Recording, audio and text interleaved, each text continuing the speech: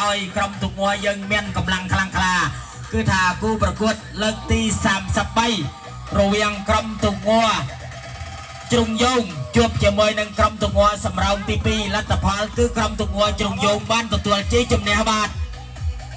trận số 33 diễn ra giữa đội Thôn Dung 2 và Cây Trôm 2. Kết quả đội Thôn Dung 2 đã giành chiến thắng. គូប្រកួតលើកទី34រវាងក្រុមទុកងួ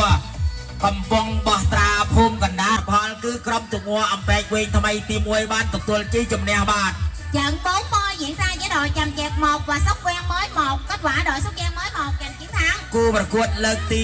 41រវាងក្រុមទុកងួចាក់ហាលថ្មីជួបជាមួយនឹងក្រុមទុកងួកៃដួតូចទី1លទ្ធផលគឺក្រុមទុកងួកៃដួតូចបានទទួលជ័យជំនះបាទ Trận 41 diễn ra giữa đội Chắc Kham mới và Cây Đúc nhỏ 1. Kết quả đội Cây Đúc nhỏ 1 giành chiến thắng. គូប្រកួត Giữa hai đội Khu Vị Thanh và Cầm Quân Sbâu. Kết quả đội Khu Vị Thanh đã giành chiến thắng. 44 diễn ra giữa hai đội Ấp Ngọc Tân và Cây Đúc lớn 4.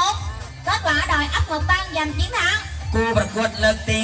45រវាងក្រុមទុកងួកុកស្ទឹងជួបជាមួយនឹងក្រុមទុកងួដៃអា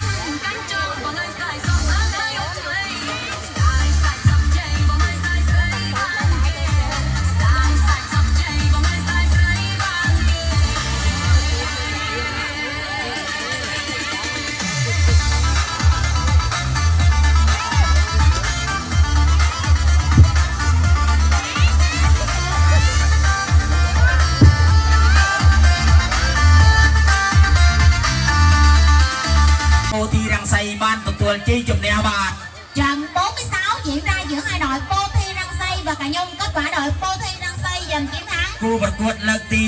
47រវាងក្រុមទុកងួកំពុងបោះត្រាចាស់ជួបជាមួយនឹង Quả Cây Đúc lớn 3 giành chiến thắng. គូប្រកួតលើកទី35រវាងក្រុមទុកងួស្រែសៀមថ្មីទី1ជួបជាមួយនឹងក្រុមទុកងួអំបែកវែងទី2លទ្ធផលគឺក្រុមទុកងួស្រែសៀមទីគណៈចាត់តាំងខ្ញុំបាទសូមគោរពអញ្ជើញប្រធានក្រុមរបស់ក្រុមទុកងួគឺថានាំទុករបស់យើងវិលត្រឡប់សារទៅជាកន្លែងដើម្បីរៀបចំអំបន្តទៀតបាទ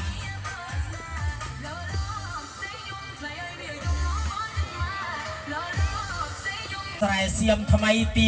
1ពាក់ផ្លាកលេខ9អំណុកខ្សែទឹកខាងឆ្វេងជួបជាមួយនឹងក្រុមទុកងួស្ពានអង្គតាមពាក់ផ្លាកលេខ10អំណុកខ្សែទឹកខាងស្ដាំបាទសូមបងប្អូនយើងជួយទះដៃស្វាគមន៍ផងបាទ Dạ vâng, xin chúc mừng đội Xà Sim mới 1 đã giành chiến thắng. Xin chúc បាទ mừng. សូមស្វាគមន៍ឲ្យក្រុម